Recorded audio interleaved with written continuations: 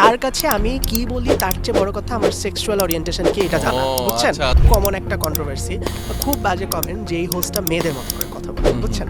তো একদিন রাতে এরকম চিন্তা করতে করতে পরের দিন সকালে উঠে আমি পডকাস্ট নামায় ফেলছি। প্রথম ট্যাগ দেওয়া হয় হচ্ছে আমি বিএনপির দালাল, হ্যাঁ, বিএনপির চাটুকার সাংবাদিক, জামাতের গেস্টকে নিয়ে এত সুন্দর কথা বলতেছে, তার মানে ও গুপ্ত জামাত। ব্রেনটাই এখনো তৈরি হয় নাই যে এরা ফান্ডিং দিয়ে একটা সফট পাওয়ার তৈরি করবে। এটা আওয়ামী লীগ করছে, আওয়ামী লীগ করতে পারছে জন্য আওয়ামী লীগ 17 বছর টিকে ছিল। ইন্টারন্যাশনাল রিচ সময় আমি তো বুঝে গেছি আপনি কাকে বোঝাচ্ছেন। পডকাস্ট শুরু করার আগে উনি আমাকে বলে যে আমি বিয়ে কবে করবো এই কোয়েশ্চেনটা কইরো। হ্যাঁ, আচ্ছা, আমার তো অনেক পছন্দের লোক আছে, আমি বলি রুমিন ফারহানা, আমি ওনার পডকাস্ট করতে চাই। চ্যানেল 1 নিয়ে বলি, চ্যানেল 1 কিন্তু আমাদের ওই চাইল্ডহুড নস্টালজিয়া। আমরা যখন ছোটবেলায় চ্যানেল 1 দেখতাম, চ্যানেল 1।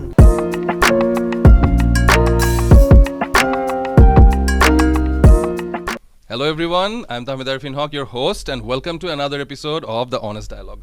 আজকে আমাদের সাথে গেস্ট হিসেবে যে আছে সে হলো Rashid, the first political podcaster of the country, which is something to be proud of.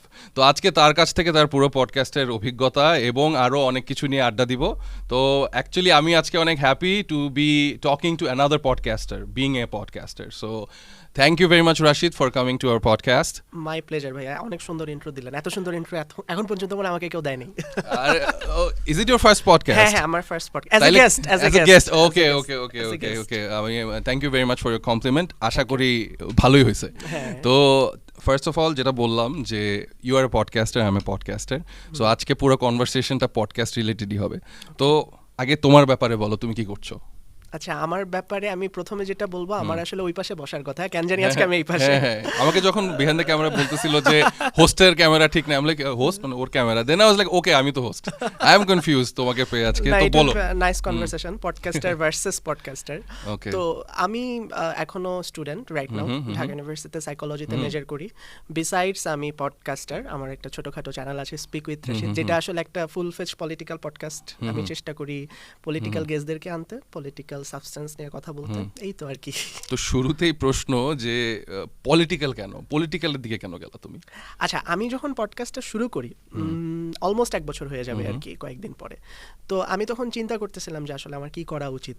আমি চেষ্টা করলাম যে ভাবতে যে আসলে আমার কোন সেক্টরটা নিয়ে কাজ করা উচিত বাংলাদেশে। আমি দেখলাম যে ইকোনমিক বা ফিনান্সিয়াল পডকাস্ট অনেক আছে, বা সেলিব্রিটি পডকাস্ট আমরা যেগুলোকে বলি এন্টারটেনমেন্ট, সেগুলো অনেক আছে। বাট ওই টাইমটাতে আসলে পলিটিক্স খুব মানে হাইলি একটা, এখনো তো আমাদের জুলাই পরিবর্তন মানে পরবর্তী সময়ের কথা বলছো? এক্সাক্ট জুলাইয়ের পর না, 2025 I was thinking about that.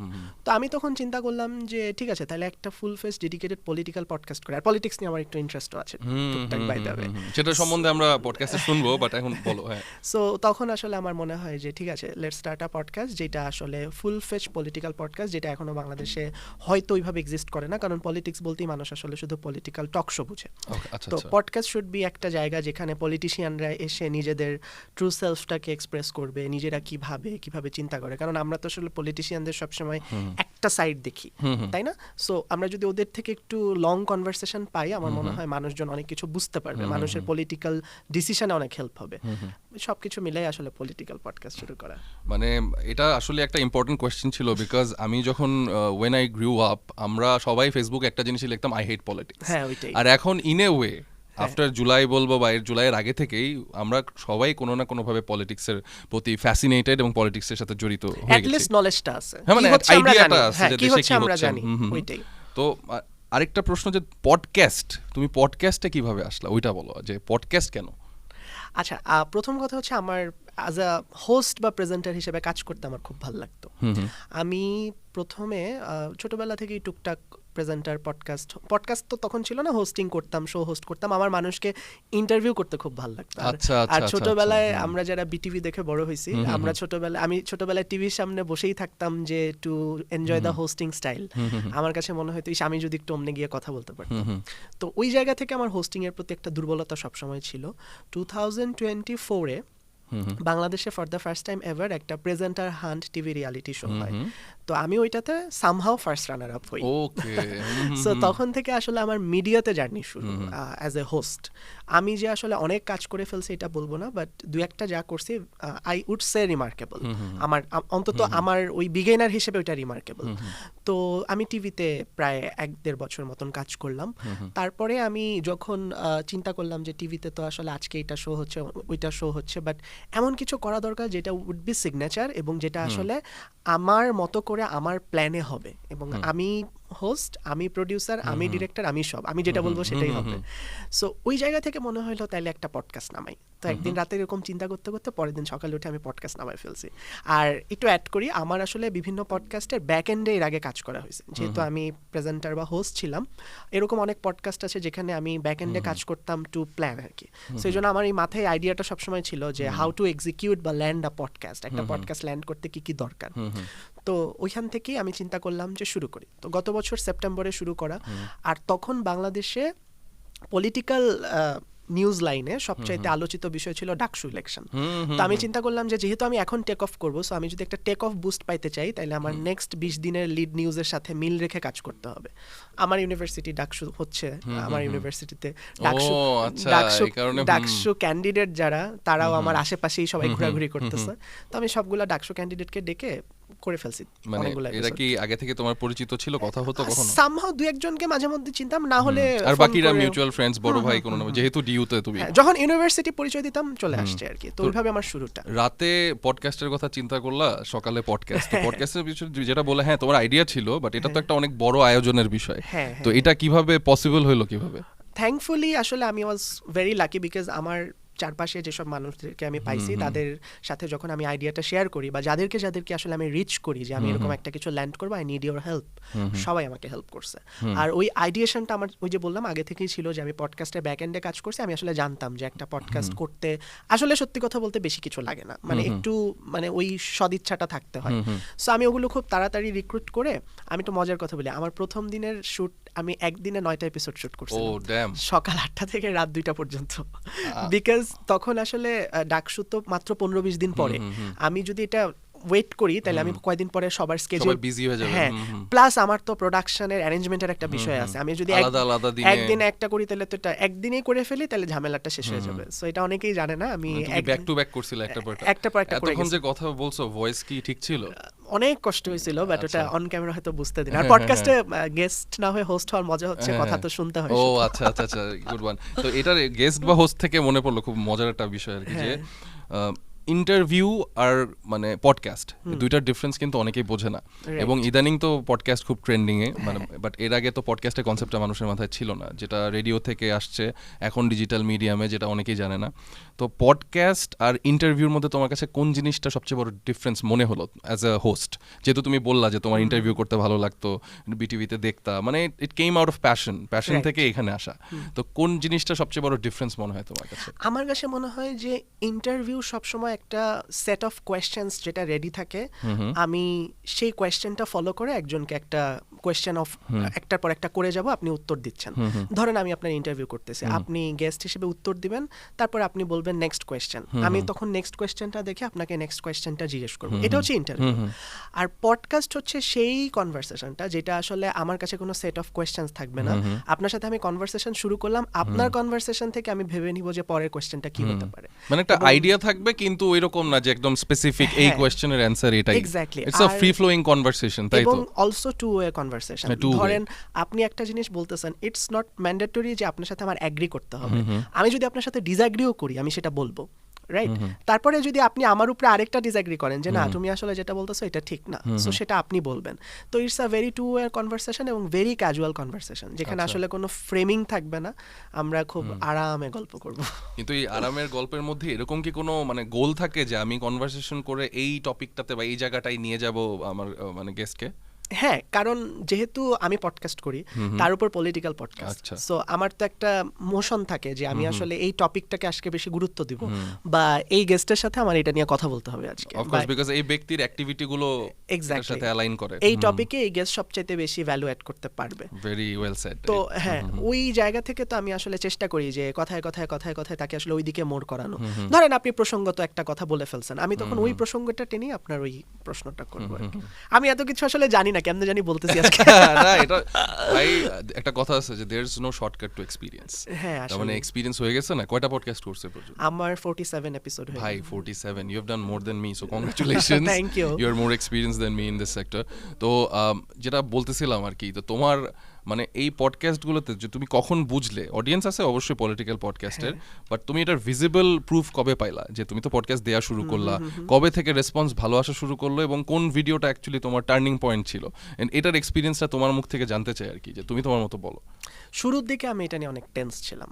আমার কাছে শুধু মনে হচ্ছিল যে এত বড় বড় কনভারসেশন করতেছি এবং সব কনভারসেশন তো আসলে রেলেভেন্ট টু পলিটিক্স।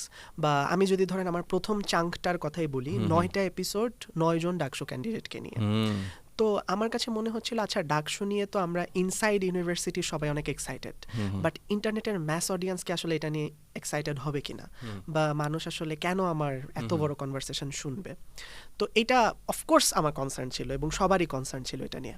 বাট যখন আমি ল্যান্ড করলাম, যখন আমি এপিসোড পাবলিশ করলাম, এখানে বেশ কিছু ট্যাকটিক্সও আমি খাটাইছি। ওই টাইমে 9টা এপিসোড যেহেতু আমার হাতে ছিল, আমার এটা প্ল্যান করতেছে আমি কাকে দিয়ে শুরু করব। ওই 9 জনের মধ্যে যে সবচাইতে বেশি আলোচনায় ছিল ওই সময়, আমি তাকে দিয়ে স্টার্ট করছি। কে ছিল? এটা ছিল শামীম ভাই, ডাকসুর ভিপি ক্যান্ডিডেট ছিল ওই টাইমে। ওনার বেশ ভালো পপুলারিটি ইন্টারনেটে। তো শুরু করি। তো আলহামদুলিল্লাহ প্রথম পডকাস্টেই আমি মানে একদম জিরো থেকে শুরু, তো Facebook page zero, YouTube channel zero, সবই তো জিরো। তো জিরো থেকে আমি খুব ভালো boost up pi because guest was very popular ওই সময়, ওই গেস্টের কথা মানুষ শুনতে চাচ্ছিল। তো টেক অফে আমি একটা ভালো বুস্ট পাইছি। 9টা এপিসোডের মধ্যে সবার কথা যে মানুষ শুনছে এমনটাও না, এমনও আছে অনেক কম ভিউ হয়েছে, মিনিমাল ভিউ। বাট আমি আসলে শুধু একটা এপিসোডের ভিউয়ারশিপ দেখে আমি আমার কনভারসেশন করব না। এমনও হতে পারে যে 1 ঘন্টার একটা এপিসোড, সেখানে হয়তো অনেক বড় কথা হয়েছে, বাট ওইটার একটা ছোট্ট ক্লিপ হয়তো ওইটা আবার ভাইরাল হয়ে গেল, মিলিয়ন ভিউ হয়ে গেছে এবং ওটা থেকে নতুন পার্সপেক্টিভও ক্রিয়েট হচ্ছে মানুষের। তো ওইখানে ওই জায়গাটাকে আবার এমনও হতে পারে ওই রিল থেকে আবার ওই পডকাস্টটা মানুষ দেখতে গেল। হ্যাঁ, এক্স্যাক্টলি। তো তখনই আসলে একটা ভালো বুস্ট আপ আমি পাই। এটা ডেফিনেটলি আই এম লাকি। কোন ভিডিওটা ওয়াজ ইওর টার্নিং পয়েন্ট? এই শামীম ভাইয়ের ভিডিওটা এটা বলছো? আসলে না, সত্যি কথা বলি ভাইয়া, আমি কোনো এপিসোড ধরে যদি বলতে চাই টার্নিং পয়েন্ট, এটা আমার জন্য অনেক ডিফিকাল্ট হবে। আমি আপনাকে ইন আ সেন্স একটা কথা বলতে পারি, আমার কাছে আসলে তখনই মনে হয়েছে এটা আমার জন্য একটা টার্নিং পয়েন্ট যখন আমি কোনো ফ্যামিলিয়ার ফেস আনতেছি না, বাট স্টিল মানুষ দেখতেছে। কারণ আমি যখন একটা ফ্যামিলিয়ার ফেস আনবো, এটা সবাই দেখতে আসবে স্বাভাবিক। বাট যখন আমি এমন একটা মানুষকে আনছি যাকে হয়তো কেউ চিনে না, but the topic was very মানে কনভারসেশনে ভ্যালু ছিল। হ্যাঁ, কনভারসেশনে ভ্যালু ছিল এবং সেটাও যখন মানুষ দেখতেছে, এবং এটা আমি কয়েকটা ট্রায়ালে আমি দেখছি যে দেখি তো একটু আনপপুলার কাউকে আনি, অ্যান্ড ইট ওয়ার্কস। তো তখন আমি আসলে বুঝছি যে না, তাহলে মানুষ এটা দেখতেছে। এটা আমার কাছে মনে হয়েছে টার্নিং পয়েন্ট। আমি এইটাকে আমার টার্নিং পয়েন্ট বলবো আর কি। ভেরি ওয়েল সেড বিকজ অনেক ভালো ফিল্মও কিন্তু হিট হয় না বা মানুষ দেখে না, অডিয়েন্স পায় না, বাট পরে গিয়ে ক্রিটিক্যালি অ্যাক্লেইমড হয়। তো তোমার জিনিসটা অনেকটা এরকম যে ধরো পুরো এপিসোড কেউ না দেখলেও একটা ক্লিপ দেখলো, ক্লিপ থেকে আবার ওই এপিসোডটাতেও দেখতে পারে, অথবা ওইখান থেকে মিলিয়ন ভিউ হতে পারে, বিকজ দ্যাট ইজ ভ্যালুয়েবল এবং চেনা ফেস না। Very well shed. তো মানে এতদিন যে পডকাস্ট করলা, তোমার কোনো মানে এরকম স্মৃতি ডেফিনেটলি আছে যে স্মৃতিগুলো আর কি তোমার প্রায় মনে পড়ে যে ও এটা খুব ভালো একটা এক্সপিরিয়েন্স ছিল? কার সাথে পডকাস্ট করে সবচেয়ে বেশি মজা লাগছে? এইটাও আসলে একজনের নাম কেমনে বলবো আমি ডোন্ট নো। আচ্ছা, কয়েকজনেরই বলো, সমস্যা নেই, বাট মানে স্টোরি পরে শুনতেছি, আগে বলো কয়েকজনটা। আমি একটু মজার স্টোরি বলি। যেমন আমাদের সাবেক উপদেষ্টা আসিফ ভাই, আসিফ মোহাম্মদ সজিব ভুঁইয়া, ভাই বলে ফেললাম মানে একটা ভাইবের নাম, অনেক ক্লোজ, এমনি বললাম আর কি। সো উনি যখন আমার পডকাস্টে আসে, আমি একটু রিমাইন্ডার দিই সবাইকে, আমার পডকাস্টে এসেই উনি 8 মাস ধরে যে বিবাহিত সেই খবরটা প্রথম রিভিল করে। তো এটা অনেকে ভাবে যে আমরা হয়তো প্ল্যান করে করছি, ব্যাপারটা একদম এরকম না।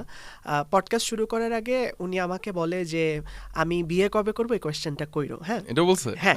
তো আমি ধরে নিছি যে এটা তো আমি এমনিও ওনাকে করতাম, যেহেতু উনি ইয়াং হ্যান্ডসাম একটা পলিটিশিয়ান, এটা তো সবাই জানতে চাবে। তা আমি ভাবছি আচ্ছা এই কোয়েশ্চেনটা করলে হয়তো একটু মজার অ্যান্সার দিবে, বা পলিটিশিয়ানরা যেরকম ডিপ্লোম্যাটিক অ্যান্সার ওরকম দিবে। তা আমি ওনাকে জিজ্ঞেস করছি যে আসিফ মাহমুদ বিয়ে কবে করছে? উনি বলছে আমি 8 মাস ধরে বিবাহিত। ট্রাস্ট মি, সেটে যারা ছিল সবাই হ্যাঁ এমন করে উঠছে পড়ে।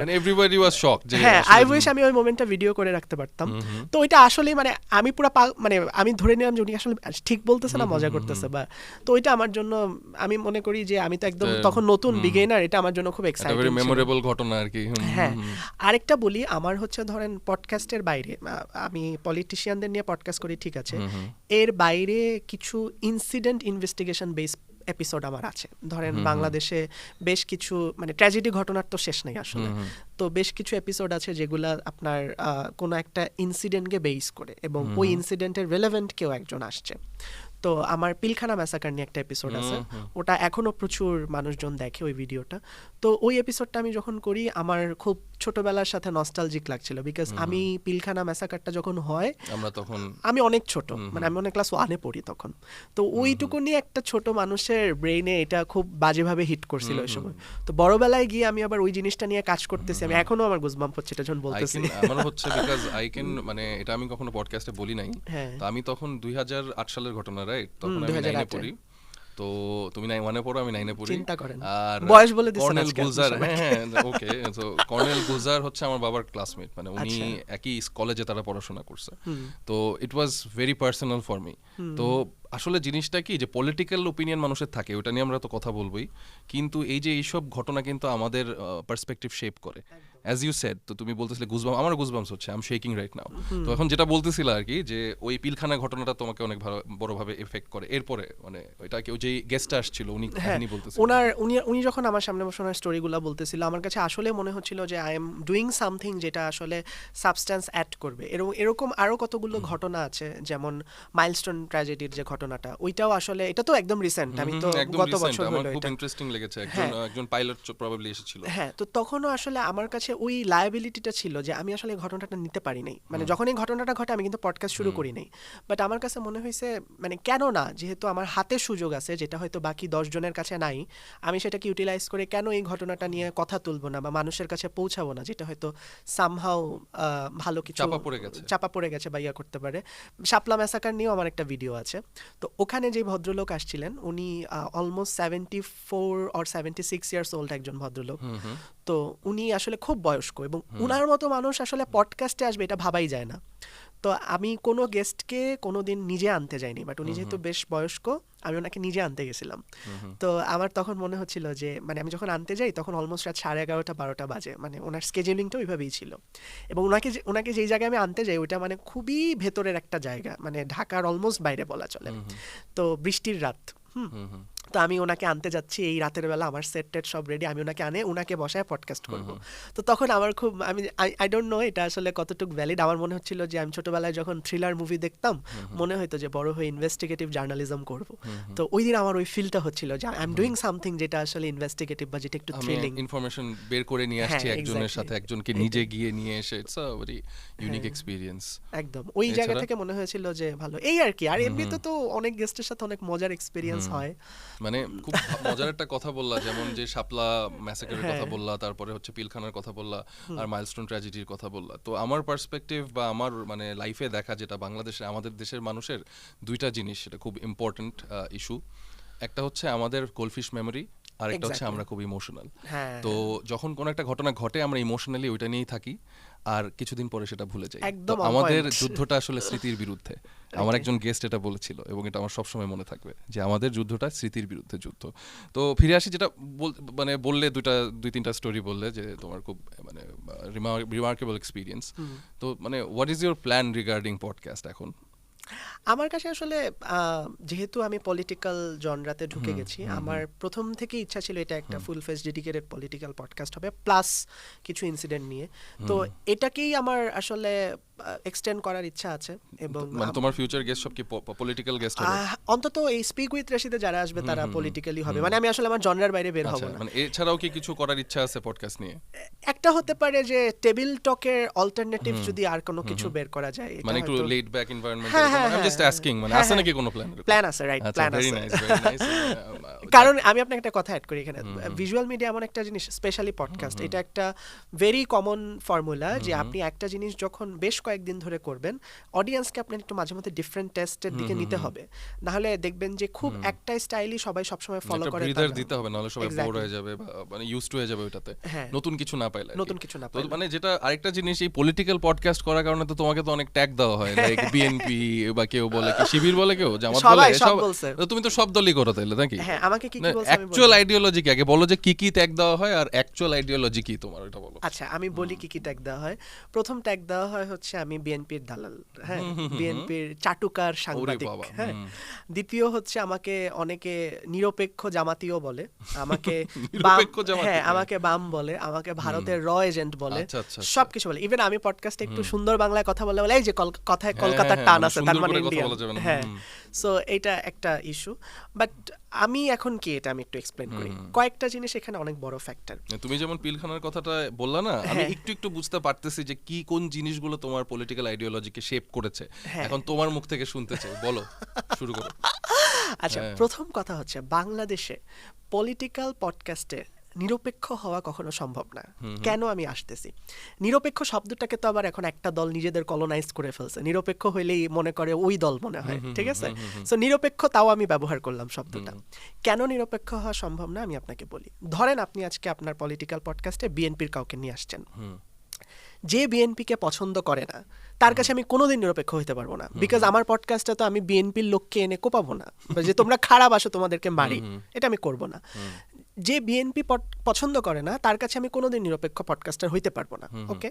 পরের দিন ধরেন আপনি জামাতকে নিয়ে আসছেন, এইবার যে বিএনপিকে পছন্দ করে, মানে আগের দিন যে আমার পক্ষে ছিল, আগের দিন বলছে আহারে বিএনপির লিডারকে এনে কি সুন্দর করে কথা বলতেছে, আমি তো বিএনপি পছন্দ করি, ও তো ভালো, ও তো নিরপেক্ষ, এটা ওর কাছে মনে হচ্ছে। এবার পরের দিন আমি আনলাম জামাতকে, এবার ওই আগের দিনের বিএনপির অডিয়েন্সে বলবে জামাতের গেস্টকে এনে এত সুন্দর কথা বলতেছে, তার মানে ও গুপ্ত জামাতি। সো এটা কোনোদিন সম্ভব না যে বাংলাদেশের কনটেক্সটে আপনি পলিটিক্যাল পডকাস্ট করবেন কিন্তু সেখানে আপনি নিরপেক্ষ থাকবেন, ট্যাগড হব না, এটা কোনোদিন সম্ভব না। এক, দুই নাম্বার, আপনি ধরেন কোনো কারণে পলিটিক্যালি নিরপেক্ষভাবে পডকাস্ট করতেছেন, এখন মানুষজন আমাদেরকে বলে, আমরা যখন কোনো একটা দলের গেস্টকে খুব অ্যাটাকিং কোয়েশ্চেন করি, বা অ্যাটাকিং না, ধরেন প্রশ্নবিদ্ধ প্রশ্ন করি যে এইটার ব্যাখ্যা আপনাকে দিতে হবে, তখন দেখবেন যে অডিয়েন্স আমাদেরকে নিতে পারে না, কিছু অডিয়েন্স আছে আমাদেরকে নিতে পারে না। তা আমার প্রশ্ন হচ্ছে, আমি নালে নিরপেক্ষ না, বাট অডিয়েন্স কি নিরপেক্ষ? অডিয়েন্সের পার্সপেক্টিভ থেকে তো অডিয়েন্সও নিরপেক্ষ না। তার ভিন্ন মতকে যখন অ্যাটাকিং প্রশ্ন করা হচ্ছে, বা সে যেই পলিটিশিয়ানকে পছন্দ করে সেই পলিটিশিয়ানকে যখন অ্যাটাকিং প্রশ্ন করা হচ্ছে, সে নিতে পারতেছে না, তাহলে চাটুকার তো আমিও সেও দর্শকের জায়গা থেকে আসলে বায়াসড। হ্যাঁ, এক্স্যাক্টলি, এটা তাদের পার্সপেক্টিভ, মানুষের তো যেহেতু ফ্রিডম অফ স্পিচ আছে, ওপিনিয়ন দেওয়ার, মানে। এইবার আসি আমি কি, প্রথম কথা হচ্ছে আমাকে খুব মানে র্যান্ডমলি একটা ট্যাগ দেওয়া হয় বিএনপির দালাল, ইদানিং এটা অনেক বেশি হচ্ছে। আমি একটু আপনার শোতে আজকে এটা ক্লারিফাই করি। বাংলাদেশের পলিটিক্যাল হিস্ট্রিতে পলিটিক্যাল দলগুলোর মধ্যে না বিএনপি, না জামাত, না এনসিপি, আই রিপিট, এদের মধ্যে এই ব্রেনটাই এখনো তৈরি হয় নাই যে এরা ফান্ডিং দিয়ে একটা সফট পাওয়ার তৈরি করবে। আমি এটা আপনার সাথে আজকে বলে গেলাম, এক্স্যাক্টলি, আপনি আবার মুখের কথা কেড়ে নিছেন, এটা আওয়ামী লীগ করছে। আওয়ামী লীগ করতে পারছে জন্য আওয়ামী লীগ 17 বছর টিকে ছিল, ঠিক আছে? এখন এই যেই তিনটা দলের নাম বললাম, বিএনপি, জামাত, এনসিপি, এদের ধরেন সিটিআর ডিটিআর এর নেতারা মোটামুটি একটু বুঝে যে আমাদেরকে ফান্ডিং করে সফট পাওয়ার করা উচিত, বাট এটিআর এর নেতাদের কাছে এটা পৌঁছাইতে এটার আর ভ্যালু থাকে না। আপনি একটা কালচারাল উইং দেখাতে পারবেন যেটা প্রো বিএনপি, আপনি একটা কালচারাল উইং দেখাতে পারবেন যেটা ধরেন প্রো জামাত, প্রো মানে রাইট অ্যালাইন্ড, হ্যাঁ, রাইট অ্যালাইন্ড পলিটিশিয়ানদের অ্যালাইন, বাট সেটা সব মানুষের কাছে গ্রহণযোগ্য, অসম্ভব, এটা আপনি পারবেন না। বাট আওয়ামী লীগ এই কালচারাল উইংটা তৈরি করতে পারছিল, তাদের মধ্যে এই ব্রেনটা কিছুটা ছিল, বাট করতে করতে এটা এমন পর্যায়ে চলে গেছে শেষ পর্যন্ত কিছুই হয়নি, ঠিক আছে? একটা পর্যায়ে ফল করতে হয়েছে। সো টু বি অনেস্ট, আমার পিছনে কারোর ফান্ডিং নাই, এক কথায় আমি বলে দিলাম। কেন নাই আমি সেটাও বলে দিছি, কোনো ফান্ডিং না। আমি যেটা করি সেটা সম্পূর্ণভাবে আমি আমার নিজের কাঁধের উপরে বোঝা নিয়ে নিজের প্যাশন থেকে করি। আর এখন একটা প্রশ্ন আসতে পারে যে আমি তাহলে আমার পলিটিশিয়ানদেরকে কিভাবে, বা আমার ব্যক্তিগত পলিটিক্যাল আইডিওলজি কি? আমার ব্যক্তিগত পলিটিক্যাল আইডিওলজি থাকতেই পারে, সেটা কোনো অপরাধ না থাকাটা। আমার পডকাস্টে আমি যারা আমাকে বিএনপির দালাল বলে তাদেরকে এটা একটু আমি বলি, আমার পডকাস্টে আমি যে পরিমাণ জামাত অ্যালাইন গেস্ট আনছি এবং তাদের সাথে কনভারসেশনের থ্রুতে জামাতের যে পরিমাণ পজিটিভ পিয়ার হয়েছে, জামাতের ফান্ডিং করা নিজস্ব মিডিয়ারাও সেটা করতে পারে নাই। সে আমাকেই বিএনপির দালাল বলা হয় কেন? কারণ আমি যখন কিছু কথা বলি যেগুলো ধরেন জামাতের এখন একটা ক্রুশাল টাইম চলতেছে, আমি ধরেন কিছু ফ্যাক্টচুয়াল কথা বললাম যে জামাত আমাদের সাথে এই এই এই এই এই এই করছে, আমি যখন সেটা বলি তখন আমি হয়ে যাই হচ্ছে দালাল চাটুকার। বিএনপিকে নিয়ে তো কিছু বলেন না, বলেন। আমার কথা হচ্ছে বিএনপির যখন ওই পর্যায়ে চলে আসবে বলার, তখন আমার মুখ দিয়ে বিএনপির কথাও আসবে, সেটার জন্য একটু ওয়েট করতে হবে। I hope I cleared everything. 100%। আমরা যেটা মানে আমরা ছোট থাকতে টেলিভিশন দেখেছি, এখন পডকাস্ট দেখি, ডিজিটাল মিডিয়ামে অনেক কন্টেন্ট অনেক কিছু দেখি, তো আমাদের এখন কথা বলার স্বাধীনতাটা অন্যরকম। একসময় টেলিভিশনে দেখতাম বাতাবি লেবুর চাষ দেখতাম, অনেক কিছু দেখতাম, বাট এখন মানে আমাদের স্বাধীনতাটা অন্য লেভেলে। এই যে তুমি যে কথাগুলো বললা, এগুলো ডিজিটাল মিডিয়াম ছাড়া আগে বলা আমরা শুনি নাই। টেলিভিশনে কেউ কিন্তু এভাবে ফ্র্যাঙ্কলি বলে না। আমরা এখন বলি যে কেউ যদি ভুল করে আমরা সেটা নিয়ে অবশ্যই ধরবো, আর সেটা বিএনপি হোক, জামাত হোক, যেই হোক, আমি নিজেও ধরবো, নিজেও প্রশ্ন করবো। তো যেটা বলছি আর কি, যে তোমার কি কোনো স্পেসিফিক টেকনিক আছে যে গেস্টের কাছ থেকে তার যেটা তুমি জানতে চাচ্ছ সেটা জানার? আজকে সুযোগ পেয়েছি, আজকে ডাইসেক্ট করতে হবে, বলো। আসলে টেকনিক কিনা আমি এটা বলতে পারবো না, বাট আমি আমার প্যাটার্নটা একটু বলি।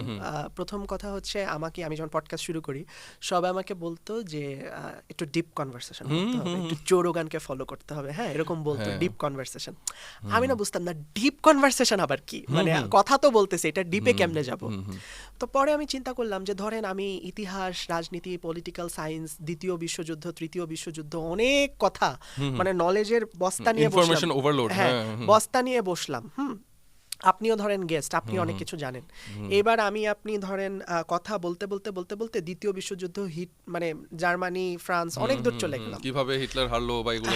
এখন আপনিও ইন্টেলেকচুয়াল, আমিও ইন্টেলেকচুয়াল, আপনার আমার কনভারসেশন করতে খুব মজা লাগতেছে, but we have to think about the audience. ওই কনভারসেশনটা হয়তো একটা নিশ অডিয়েন্সের কাছে যাবে, তাদের পছন্দ হবে, কিন্তু ম্যাস অডিয়েন্স সেটাতে রিলেট করতে পারবে। এক্স্যাক্টলি, এবং ম্যাস অডিয়েন্স সেটাকে রিলেট করতে পারবে না, এবং ম্যাস অডিয়েন্সের কাছে মনে হবে এটা অনেক, আমি সহজ করে বলি, উচ্চশিক্ষিত কনভারসেশন, এটা আমার জন্য না। আমি ওই জায়গাটা ভাঙতে চাইছি। আমি সবসময় কনভারসেশনটাকে একটা ইজি কেক করতে চাইছি। ধরেন আমাদের যেহেতু আমি পলিটিশিয়ানদেরকে নিয়ে কাজ করি, সাধারণ মানুষের মধ্যে কিন্তু পলিটিশিয়ানদের নিয়ে অনেক কথা আছে, যে আচ্ছা উনি এই সিদ্ধান্তটা এইটা না করে এইটা কেন করলো, বা উনি আসলে এরকম কেন করে, সাধারণ মানুষের কথা এটা। ওই প্রশ্নটাই আমি আমার দিক থেকে জানতে চাই, আচ্ছা এটা আপনি কেন করেন?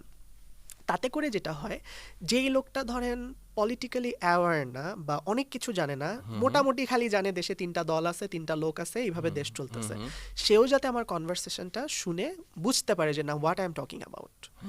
এইটা একটা দিক আমার কাছে মনে হয়। আমি এটা সবসময় ফলো করছি যে কনভারসেশনটাকে একটা ইজি কেক বানানো, এটাকে রকেট সায়েন্স বানানোর দরকার নাই। মানে you are trying to become a bridge between উচ্চ শিক্ষিত এবং কম শিক্ষিত, সব টাইপের ম্যাস অডিয়েন্স এবং নিশ অডিয়েন্সের মধ্যে একটা ব্রিজ হওয়ার চেষ্টা করছো। হ্যাঁ, মানে কম শিক্ষিত বললে এটা অফেন্ডেড হয়ে যাবে অনেকে, মানে আমি অলওয়েজ হ্যাঁ ইজি করার ট্রাই করছি, রাইট।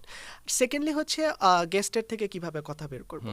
দেখেন, আপনাকে গেস্টের সাথে প্রথমে একটা ট্রাস্ট বিল্ড করতে হবে। এখন উইথ অল ডিউ রেসপেক্ট, কারণ নাম বলবো না, একটা ট্রেন্ড আছে যে পলিটিশিয়ান নিয়ে আসলেই চিৎকার করে অ্যাটাকিং কোয়েশ্চেন করে, আপনি এটা কেন করছেন, মানে কট দেওয়ার যে বিষয়টা, এইটা অনেক প্রিভিলেজ সবার মধ্যে। আমি সবসময় অ্যাগ্রেসিভ কোয়েশ্চেন বা যে কোয়েশ্চেনটা হয়তো বা অ্যাটাকিং, সেটা অনেক সফট টোনে করি। টোনিংটা অনেক ইম্পর্টেন্ট।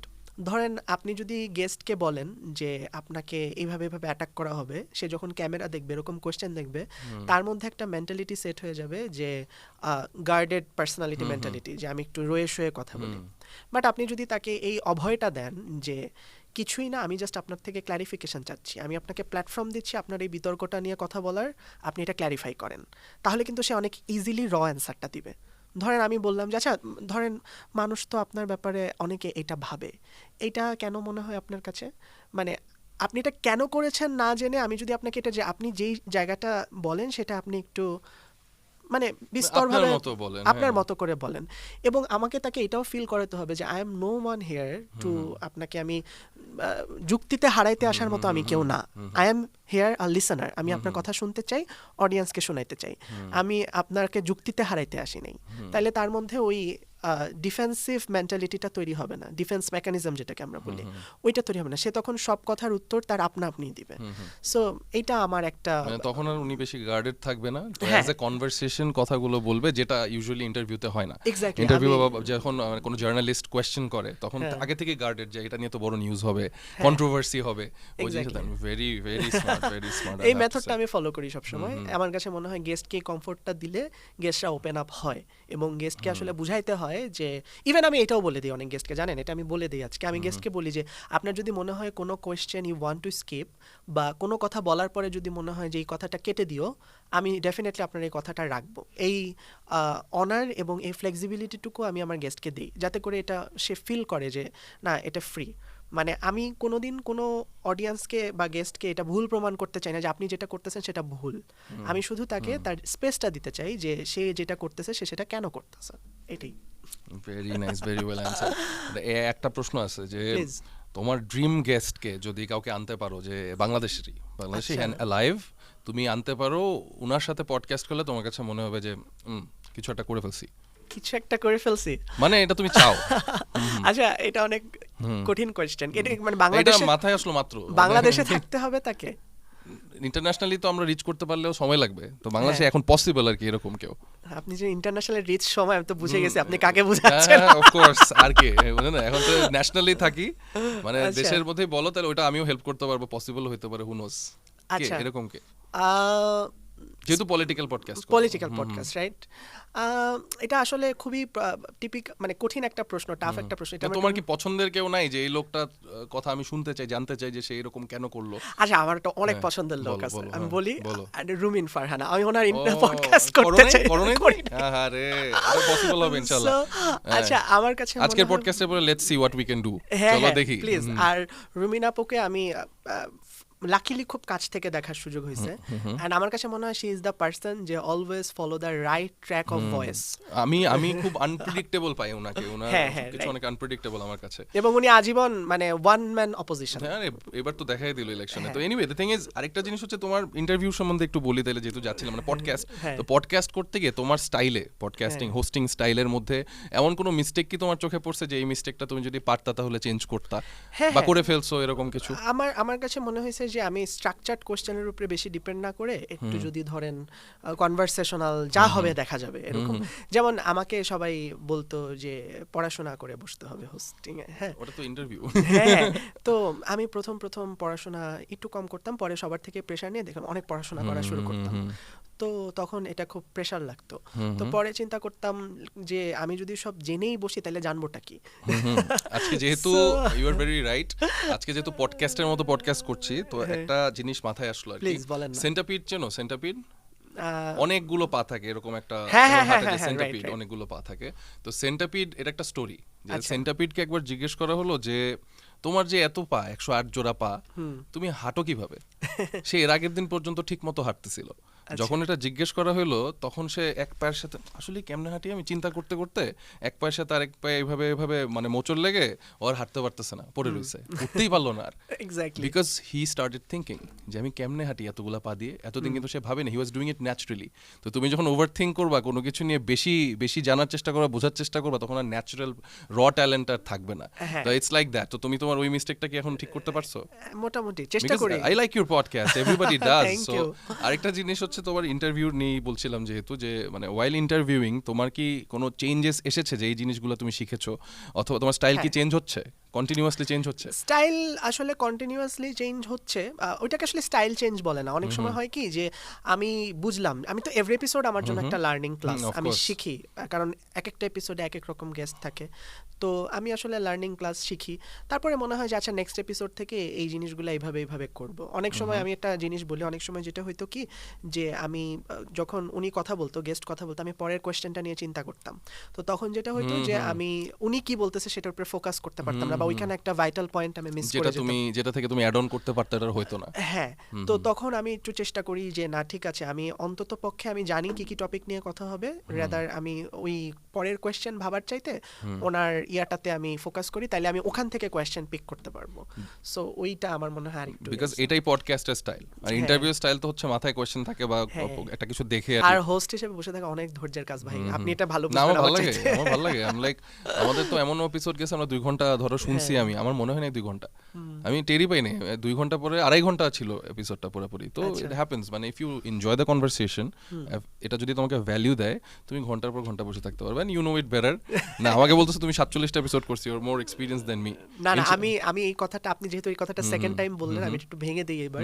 এক্সপেরিয়েন্সড আমি এটা বলবো না, বিকজ আপনি ইন্ডাস্ট্রিতে অনেক, আমার লাইফের এক্সপেরিয়েন্স হয়তো তোমার চেয়ে অনেক বেশি, বয়স বেশি, ওভারঅল ইন্ডাস্ট্রিতে আপনি অনেক দিন ধরে আছেন। I am just a learner, আমি ডেফিনেটলি এক্সপেরিয়েন্সড আপনার অফ কোর্স বেশি আমার। I learn from you, so I যেটা বলতেছিলাম আর কি, তো আমার ইন্টারভিউতে ছিলাম, তোমার এখন মানে পডকাস্ট যে এতদিন ধরে করছো, তোমার রিয়েলাইজেশন কি যে এখন আরেকটু অন্যদিকে যায়, যে নতুন যারা পডকাস্ট শুরু করতে চায় অনেকেরই তো অনেক কোয়েশ্চেন থাকে, এবং বাংলাদেশে প্রচুর হচ্ছে, তো তুমি মোটামুটি এদের তুলনায় অনেক এক্সপিরিয়েন্স, সত্যি কথা বলতে গেলে আমি নিজেও তো, মানে ফ্রম ইয়োর, আমি তো একটা চ্যানেলের ব্যানারে এখন পডকাস্ট করছি, তো তোমার কথা যদি বলি যে যারা ইন্ডিপেন্ডেন্ট পডকাস্টার হতে চায়, তারা এখানে কি ক্যারিয়ার আছে, পডকাস্টে কি ক্যারিয়ার করা সম্ভব? সো টু বি অনেস্ট, বাংলাদেশের পার্সপেক্টিভ যদি এখন বলি যে পডকাস্টটা ক্যারিয়ার, এখনো পর্যন্ত আসলে ওইটা এতটাও সার্টেইন না, এটাকে আসলে এখনো পর্যন্ত সাইড বিজনেস হিসেবেই নিতে হবে।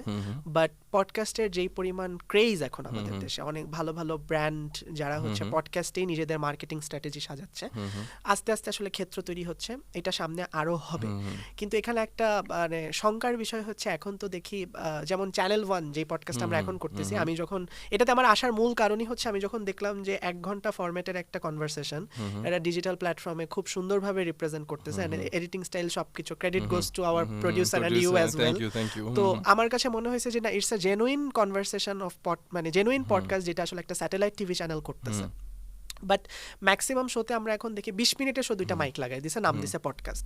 So it should not be. Very well sir, এটা আমার দরকার ছিল। আর খালি তো ধরেন 20 মিনিট শোনা, যে কোনো শোতে এরকম বড় বড় 2টা মাইক লাগায় দেয়, নাম দেয় পডকাস্ট।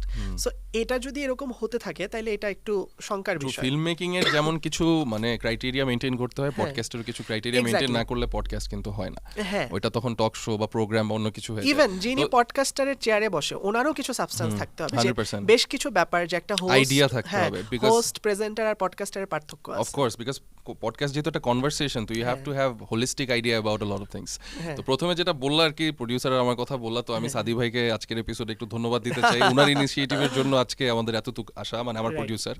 তো যাই হোক, যেখানে আমরা ছিলাম আবার ফিরে যাই। হ্যাঁ প্লিজ, আমরা খালি ট্র্যাক ছাড়া হয়ে যাচ্ছি না। সাদি ভাইও তোমাকে থ্যাংক ইউ জানাইছে, বুঝছো, আমাকেও থ্যাংক ইউ দিছে। ইউ আর ওয়েলকাম সাদি ভাই, আল্লাহ আপনাকে ভালো রাখুক। তো বলছিলা তুমি। হ্যাঁ, তো আমার কাছে মনে হয় যারা ইন্ডিভিজুয়াল পডকাস্টার হতে চায়, তার আসলে বোঝা উচিত যে একটা পডকাস্টার আর হোস্ট প্রেজেন্টারের মধ্যে পার্থক্যটা কোথায়। ধরেন আপনি যেই বিষয় নিয়ে পডকাস্ট করেন, ইউ হ্যাভ টু, মানে আপনাকে আগে বুঝতে হবে যে এই বিষয়টার প্রতি আপনার প্যাশন আছে কিনা, বা এটা নিয়ে কনভারসেশন করতে কি আপনি কমফোর্টেবল কিনা, বা আপনার আসলে কতটুকু এনজয় কাজ করবে। এইটার পরে সেইভাবে রেলেভেন্ট গেস্ট সিলেকশন, কোয়েশ্চেন প্যাটার্নটা অনেক বেশি ইম্পর্টেন্ট। কারণ ধরেন একটা গেস্টকে কন্ট্রোভার্সাল কোয়েশ্চেন আমি করতে পারি বললেই করে ফেললাম, ব্যাপারটা এমন না। ইউ হ্যাভ টু আন্ডারস্ট্যান্ড যে হোয়াট টু আস্ক আর হোয়াট নট টু আস্ক, এটা অনেক ইম্পর্টেন্ট। তো এই ক্রাইটেরিয়াগুলো মেনটেন করে কেউ যদি পডকাস্ট করতে চায়, খুবই ভালো ব্যাপার, আমি অ্যাপ্রিসিয়েট করি। পোস্ট প্রোডাকশন অনেক ইম্পর্টেন্ট। আরেকটা জিনিস অনেক ইম্পর্টেন্ট, সেটা হচ্ছে কন্টিনিউটি, যেটা আমাদের মানে ক্রিয়েটাররা মেইনটেইন করতে পারে না। একটা এপিসোড, 2টা এপিসোড, 3টা এপিসোড করে হয়তো হারায় যায়। ভেরি ওয়েল সেড, অনেক এরকম আছে। হ্যাঁ, সো আমার মনে হয় যে আউটকাম যেটাই হোক, একটা মানে consistency matters, projection time, right, projection time অনুযায়ী আগানো উচিত। যে না 6 মাস আমি যাই হোক করব, 1 বছর আমি যাই হোক 6 মাস আমার লেগে থাকতে হবে। হ্যাঁ, 6 মাস আমি করব, 1 বছর আমি করব। তারপর যদি মনে হয় যে না it's a failure project, you can leave that. But আমার কাছে মনে হয় যে লেগে থাকাটা অনেক বেশি ইম্পর্টেন্ট, এবং প্রপার স্ট্রাকচার মেইনটেইন করাটা অনেক বেশি ইম্পর্টেন্ট। ওই ট্যাগ আর নেগেটিভ কমেন্টসের কথা যখন বলতেছিলাম, যে এগুলা তুমি হ্যান্ডেল করতেছো কিভাবে? আচ্ছা, ইজ ইউর মেন্টাল হেলথ ওকে? যদিও তুমি সাইকোলজি নিয়ে পড়তেছো, আজকে আমি তোমার councillor, so is your mental health ওকে? হ্যাঁ, ওকে, কারণ আমি খুব পজিটিভ মাইন্ডসেটের একটা ছেলে। এটা আমি বুঝতে পারতেছি। আমি কেমনে চিন্তা করি, আমি আপনাকে আজকে একটা ফর্মুলা বলি, এটা হয়তো আমার মনে হয় শুধু পডকাস্ট না, যে কোনো ক্রিয়েটারদের জন্যই দরকারি। ধরেন আপনি একটা পডকাস্টে সে ফর এক্সাম্পল 1 লাখ ভিউ আসছে, 1 লাখ ভিউ আপনার আসছে, আমি ধরেই নিলাম এই 1 লাখ ভিউয়ারের মধ্যে 70,000 মানুষ আপনার পডকাস্টটাকে সোলফুল্লি দেখছে, সোলফুল্লি অ্যাজ ইন তারা এপিসোডটা দেখছে।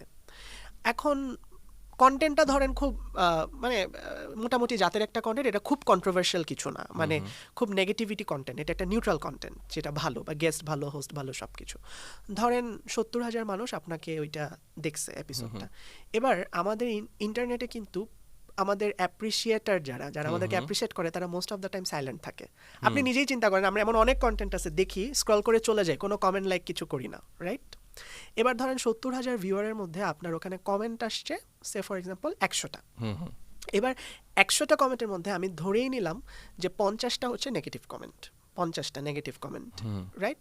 সো 50টা নেগেটিভ কমেন্ট আমি যদি 70,000 লয়াল ভিউয়ারের মধ্যে পার্সেন্টেজ হিসাব করি 50টা, এটা তো মনে হয় 1%ও না। সো আমি একটা কন্টেন্ট বানাচ্ছি, সেখানে লেস দেন 1% নেগেটিভ কমেন্ট থাকবে, এটা তো খুব স্বাভাবিক। আমি এইভাবে নেই জিনিসটা। মানে আমার খুব মজা লাগলো জিনিসটা যে যারা অ্যাকচুয়ালি ট্রু, এটা মানে প্রশংসা করার মানুষ কম, মানে যারা সাইলেন্ট থাকে, বলে না হয়তো হ্যাঁ ভালো হয়েছে, ওকে, বাট খারাপ হলে ঠিকই বলে যে এটা খারাপ হয়েছে। যেমন আমার বাবা মা ফর শিওর এটা দেখবে, আমার বাবাকে আমি যদি কিছু জিজ্ঞেস করি, বলি কেমন আছে, ভালো, এতটুকু, একটা কোড ল্যাঙ্গুয়েজ। বাট খারাপ হলে অনেক কিছু বলে নাকি? কি বলে খারাপ হলে? কি বলে? খারাপ হলে বলে না তুমি তো এটা এভাবে করতে পারো না, মানে তার আবার পলিটিক্যাল ইডিওলজির সাথে ক্র্যাশ করলে যে এই তোমার এদের পিছনে লাগার কি দরকার, মানে হ্যাঁ তোমার লাইফ রিস্ক হতে পারে। না আমাকে নিয়ে চিন্তা করে না, তার প্রিয় দলকে গালাগালি। ও আচ্ছা আচ্ছা আচ্ছা, আই ডোন্ট নো তার প্রিয় দল কি, বলা গেলে বলতে পারো। আচ্ছা যাই হোক, যেটাই হোক। সো এটা একটা, তো ওইটাই আসলে তার প্রিয় দলকে গালাগালি করে। হ্যাঁ, সো এটা একটা বিষয় যে আপনার ওই নেগেটিভ কমেন্টের বিষয়টা ভাবতে হবে, এটা একটা। 2 নাম্বার হচ্ছে কমেন্ট। আমি আমার প্রত্যেকটা এপিসোডে অডিয়েন্সদেরকে সবসময় বলি যে আপনার ফিডব্যাক অনেক গুরুত্বপূর্ণ। কমেন্ট এবং ফিডব্যাক অবশ্যই আমার জন্য গুরুত্বপূর্ণ, কিন্তু আমি এটাও মানি যে এভরি ফিডব্যাক বা এভরি কমেন্ট আমার ক্রিয়েটিভিটিকে শেপ করতে পারবে না। কারণ আমি যদি ওইটা ফলো করি, আমি যদি সারাক্ষণ 5টা নেগেটিভ কমেন্ট ধরে চিন্তা করি যে আমার ক্রিয়েটিভিটি শেপ চেঞ্জ করতে হবে, আমি কিন্তু কোনোদিন আমার যে নিজের জনরা বা নিজের সেটাতে আমি স্থায়ী হইতে পারবো না, আমার কাজ কোনোদিন আগাবে না, আমি কোনোদিন ক্রিয়েটর হিসেবে বা ক্রিয়েটিভ হিসেবে গ্রোই করতে পারবো না। এটা একটা বিষয়। সো হ্যাঁ, নেগেটিভ কমেন্ট ওয়েলকাম অলওয়েজ, মানুষের সমালোচনা করার অধিকার থাকবে। আর ডিজিটাল মিডিয়ার মজাটাই তো এটা যে আমরা ফিডব্যাকটা ইনস্ট্যান্ট কমেন্ট বক্সে দেখতে পাচ্ছি। আমি একটা মজার কথা বলি, যেমন আমার ব্যাপারে ইদানিং খুব কমন একটা কন্ট্রোভার্সি বা খুব বাজে কমেন্ট যে এই হোস্টটা মেয়েদের মতো করে কথা বলে, বুঝছেন? এখন আমাকে যদি কেউ এইটা নিয়ে এখনো যদি কেউ কমেন্ট করে, আমি একটা অ্যান্সারই সবসময় দেবো, দেন মেয়েদের মতো করে কথা বলে এটা আমার ছোটবেলা থেকে শুনে আসা একটা বুলিড স্টেটমেন্ট। ওকে, বিষয়টা হচ্ছে আমি ভেরি ভেরি ব্রেভ এটা নিয়ে কথা বলার জন্য, এটা আমার বুলেট স্টেটমেন্ট। বাট আমি যদি ওই বুলেট স্টেটমেন্টটাকে সবসময় আমার কানে নিতাম এবং আমি ওইটা নিয়ে সবসময় বদার থাকতাম যে আমি আসলে কেন এমনি কথা বলি, আমার এইভাবে কথা বলা উচিত না, তাহলে আমি এতদূর পর্যন্ত কোনোদিন আসতেই পারতাম না। তুমি যেহেতু এই ব্যাপারে কথা উঠাইলা আর কি, হ্যাঁ বলেন না, মজা লাগতেছে জিনিসটা। এখন হচ্ছে যে মানে এটাই অনেকে যখন এভাবে কথা বলে বা আরো বেশি, তোমারটা তো তাও আমার কোনো রকম মনে হচ্ছে না ওইরকম, কিন্তু আরো বেশি একটু মেয়েদের মতো হয়ে যায়, তখন অনেকে হাফ লেডিজ অনেক কিছু বলে, অনেক ইনসাল্ট করে। তো যেমন আমি যেটা দেখেছি, যারা ধরো রবীন্দ্রসঙ্গীত যারা শেখে আর কি, তারপরে হচ্ছে নজরুল গীতি শেখে, আমার পরিচিত 2জন ছেলে আছে, ওদের কথাগুলো একটু অন্যরকম হয়ে যায়, বাট ওটারও একটা মাধুর্য আছে, ওটারও কিন্তু একটা সৌন্দর্য আছে। তো আমার কথা হচ্ছে, তুমি ছোটবেলা থেকে কি কোনো এরকম মানে মিউজিক শিখেছো এরকম, নাকি বাসা থেকেই, মানে how did it happen? Like আমি যেমন তুমি সুন্দর করে কথা বলো। হ্যাঁ, আমি সুন্দর করে কথা বলি, আমি রবীন্দ্রনাথের কবিতা গল্প এগুলো পড়তাম ছোটবেলা থেকে। কিন্তু দ্য থিং ইজ ভাইয়া, আমি যেভাবে কথা বলি, তুমি অনেক স্মার্টলি কথা বলো, অনেক সুন্দর করে কথা বলো। আই নেভার থট দ্যাট, আমি বুঝলাম না এটা অডিয়েন্সের পার্সপেক্টিভ, বুঝছেন? আপনি এভাবে দেখতেছেন না, বাট ওই অডিয়েন্সটা এইভাবেই দেখতেছে। তার কাছে আমি কি বলি তার চেয়ে বড় কথা আমার সেক্সুয়াল ওরিয়েন্টেশন কি এটা জানা, বুঝছেন? এটা হচ্ছে তার এক্স্যাক্টলি তার এটা পার্সপেক্টিভ। অথবা ধরেন আমি যেটা বলতেছি তার সেটা পছন্দ হইলো না, খুদ ধরতে হবে, তাই এটা বললো। দ্য থিং ইজ যে এটার পিছনে অনেক রকমের সাইকোলজি থাকতে পারে, বাট নেগেটিভ কমেন্টটা হচ্ছে মেইন ফোকাস আর কি, ওটা নেগেটিভ কিছু একটা বলবে, এটা হচ্ছে কথা। এক্স্যাক্টলি। আমি ধরেন যখন কথা বলি, এখন ধরেন এইটা আমি ইচ্ছা করেও বলি না, বা এটা আমি আর্টিফিশিয়ালি মেক করেও বলি না, আমি আসলে এমনিই কথা বলি, এইটাই আমি। This is who I am. হ্যাঁ, this is who I am. এবং if you have to accept me in this way, if you don't want to please go to another channel, এটাই হচ্ছে কথা। সো আমি এমনি কথা বলি, এইভাবে আমাকে অ্যাকসেপ্ট করতে পারে। ওই যে বললাম যে আমার এটা ছোটবেলা থেকে বুলিড হয়ে একটা শুনে আসা একটা কমন বুলিড স্টেটমেন্ট, অনেকেই আমাকে বলছে, বাট আমি এটা যদি কানে নিতাম তাহলে এত দূর আসতেই পারতাম। আমি একটা সত্যি কথা বলি, এই জিনিসটা অনেকটা গায়ের রং, মানুষের স্বাস্থ্য, বডি শেমিং, তারপরে রেসিজম, এবং এগুলোর সাথে রিলেটেড, বিকজ একটা মানুষের ভয়েস কেমন হবে, কিভাবে কথা বলবে, এটা অনেকটাই তার আপব্রিঙ্গিং, তার জেনেটিক্স, তারপরে হচ্ছে মানে ফিজিক্যালিটি। ফর এক্সাম্পল টেস্টোস্টেরনের লেভেলও এখানে ম্যাটার করে। There are many things that align to how your voice is gonna be. Most important এটা 2026 এখন এই দুনিয়াতে এসে কেন আমাদের আসলে এগুলা জাজ করতে হবে? Probably lack of education for a lot of people. World কত আগায় যাচ্ছে আপনি চিন্তা করতে পারেন। একটা ইন্টারন্যাশনাল মিডিয়াতে আমি মনে হয় সেদিনই দেখতেছিলাম একটা ছবি, একদম ব্ল্যাক দেখতে একটা ভদ্র মহিলা, উনি হয়তো সৌন্দর্যের মানে ডার্ক স্কিন একটা ভদ্র মহিলা, সো-কল্ড সৌন্দর্যের স্কেলে যদি আমরা বলি, উনি ওইটার কাতারেই পড়ে, মানে বাংলাদেশের স্ট্যান্ডার্ডে উনি মাইনাসেরও নিচে, উইথ অল ডিউ রেসপেক্ট, আমি স্ট্যান্ডার্ডের সাথে তুলনা করে বলতেছি, বাট সে দিব্যি খবর পড়তেছে। বাংলাদেশি কোন টেলিভিশন মিডিয়ার কি গার্ডস আছে এরকম একটা মেয়েকে বসায় দেওয়া? বাট একটা মানে খুব মজা লাগলো শুনে, আসলে গাছ নেই। এবং আরেকটা জিনিস হচ্ছে ইউনিভার্সিটি অফ মিশিগান এর রিসার্চ অনুযায়ী অনেকজন মানুষকে নিয়ে রিসার্চটা করা হয়েছে। পৃথিবীর সবচেয়ে, এটার রেফারেন্স আমি তোমাকে দিতে পারবো, সবচেয়ে অ্যাট্রাকটিভ স্কিন কালার হচ্ছে লাইট ব্রাউন। লাইট ব্রাউন কিন্তু তোমার আর আমার কালার। হ্যাঁ, আমরা কিন্তু ফর্সা না, সাদারা কিন্তু এখন ব্রাউন হওয়ার জন্য পাল্লা দিচ্ছে। এক্স্যাক্টলি, তারা ট্যান হওয়ার জন্য বিটে যায়। তো it's probably lack of education, কারণ মানুষের বিউটি স্ট্যান্ডার্ডস ডিফারেন্ট কান্ট্রিতে ডিফারেন্ট। তুমি আফ্রিকাতে গেলে একরকম পাবা, বাংলাদেশে একরকম পাবা। আরেকটা জিনিস হচ্ছে ইকুয়াডোরের থেকে কাছে যে মানুষগুলো, তাদের স্কিন টোন একটু ডার্ক হয়, কারণ তাদের স্কিনে মেলানিনের লেভেলটা বেশি থাকে। মেলানিন আমাদেরকে সূর্যের আলো থেকে প্রোটেক্ট করে। সো আমরা যারা কালো বা ডার্ক স্কিন, তারা আমরা আসলে কালো না, ইটস লাইক আমাদের স্কিনে মেলানিন বেশি, আল্লাহ আমাদেরকে এমনি বানাইছে। So we can not do anything about it. Same for the voice, same for তুমি যেভাবে কথা বলো, বুঝতেছো ব্যাপারটা? তো এটাই ল্যাক অফ এডুকেশনই বলবো। বাট যাই হোক, ইগনোর করি এই জিনিসটা। এখন যেটা নিয়ে কথা বলতেছিলাম, আই হোপ এই জিনিসটা মানুষ বুঝতে পারবে আফটার দিস পডকাস্ট। আর তুমি নিজের ব্যাপারে বলো, যে এতদিন ধরে যে তুমি পডকাস্ট হোস্ট করতেছো, এই হোস্ট করতে করতে নিজের ব্যাপারে কি পরিবর্তন উপলব্ধি করছো তুমি? মানে কি আমার কাছে মনে হয়েছে, আমি এতদিন পডকাস্ট শুরু করার আগে আমি ভাবতাম I am a good speaker, but podcast শুরু করার আগে আমি এটা রিয়েলাইজ করছি I am a good listener as well. It's very well said, because আমারও এডিএইচডি আছে। I don't know about you, তোমার সাথে কথা হচ্ছিল, তোমারও হয়তো হালকা হালকা আছে। লয়াল না অত এডিএইচডির প্রতি, আই এম ভেরি লয়াল। তো এডিএইচডি থাকলে উই টক আ লট, হ্যাঁ, মানে নিজেকে বিজি রাখি আমরা, হয়তো নিজের ব্রেনকে বিজি রাখি। তো we become naturally good conversationalist, but we are not good listeners. But আমিও পডকাস্ট করে বুঝতেছি I am a good listener as well, মানে আমি শুনতে পারি। আমি যদি চাই তোমাকে খালি শুনতেই পারবো। That's what happened actually, very well said. আর মানে এখন পডকাস্ট নিয়ে যেহেতু আমরা কথা বলতেছি, তুমি বাংলাদেশে পডকাস্টের ভবিষ্যৎ কি দেখো? পডকাস্টের ভবিষ্যৎ আমি মনে করি যে তুমি একটু আগে বললা, মানে মার্কেটিং এর জন্য সবাই পডকাস্টটাকে এখন বেশ ভালো একটা সেক্টর হিসেবে নিচ্ছে, এবং আমার কাছে মনে হয় যে এটার ইউটিলাইজেশন আমাদের আসলে সেভাবেই করা উচিত। আমি এটা বিলিভ করি যে বাংলাদেশে গুড ফরম্যাটের পডকাস্ট আরও বেশি তৈরি হবে। কাজ বেশি হোক সেটা সমস্যা নাই, কারণ যত বেশি কাজ হবে তত বেশি স্কোপ বের হয়ে আসবে, এবং আমরা তত বেশি আসলে বাছাই করতে পারবো কে ভালো করে। এবং একটা পর্যায়ে দেখা যাবে যে এই যে একটা লম্বা রেস, এটার মধ্যেই বেশ কয়েকজন থাকবে যারা টিকে যাবে এবং যারা খুব ভালো মাইলস্টোন ক্রিয়েট করতে পারবে। অলরেডি কিন্তু আমাদের, আমি যদি বলি ইয়াং পডকাস্টারদের মধ্যে আমি দু একজনের নামও বলতে পারবো যারা খুব ভালো করছে। বলো, সমস্যা নেই তো, বলো। হ্যাঁ, সামির ভালো করছে, রমজান ভালো করছে, আমরা সবাই সমবয়সী অলমোস্ট, আমাদের কথাবার্তা দেখা সবই হয়। সো আমরা সবাই খুব ভালো করছি, এবং আমরা কিন্তু ওই ট্রেন্ডটা স্টার্ট করলাম যে দেখো পলিটিশিয়ানদের বসায় পডকাস্টে কথা বলানো যায়। তো এই জিনিসটা আমার কাছে মনে হয় একটা খুব ভালো জায়গায় গিয়ে যাবে। আই বিলিভ অডিয়েন্সরা অনেক বেশি ম্যাচিওর হবে। একটা জিনিস সবাই প্লিজ মাথায় রাখবেন, যে পডকাস্টার মানেই একটু কথা বলবে, এটা প্রেজেন্টার না যে একটু কথা বলে হোস্ট বেশি কথা বলে, হোস্ট বেশি কথা বলবে, এটাই পডকাস্টের স্ট্র্যাটেজি। মানে পডকাস্ট মানে তো আড্ডা। হ্যাঁ, এক্স্যাক্টলি। এটা যদি ইন্টারভিউ হয়ে যায় তাহলে তো আমরা কনস্ট্রেইনড হয়ে গেলাম।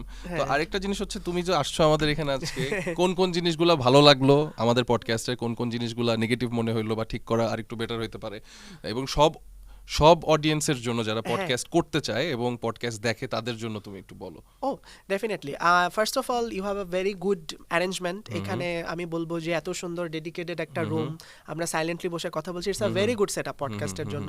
And you are a very good host. আমি টু বি অনেস্ট, অনেক কনভারসেশন হয়েছে। আমি তো আসলে আপনার শোটা আমি দেখতাম রেগুলার, অ্যান্ড অফ দ্য ক্যামেরার গল্প যে আমি আসলে নিজে থেকে আপনাকে কানেক্ট করছি, অ্যান্ড এটা আমার একদম প্রথম পডকাস্ট। আর আমি কোনোদিন ভাবিও না যে আমি এত ফাস্ট একটা পডকাস্টে চলে আসবো, বাট এটা আমি অনলি আসছি বিকজ অফ ইউ, বিকজ আমার কাছে মনে হয়েছে ইউ আর দ্য হোস্ট যে আসলে নিজের ক্ল্যারিটি সাবস্টেন্স দুইটাই বজায় রাখতে পারে। আমার নিজেরও তো পডকাস্ট নিয়ে অনেক ফ্যাসিনেশন আছে।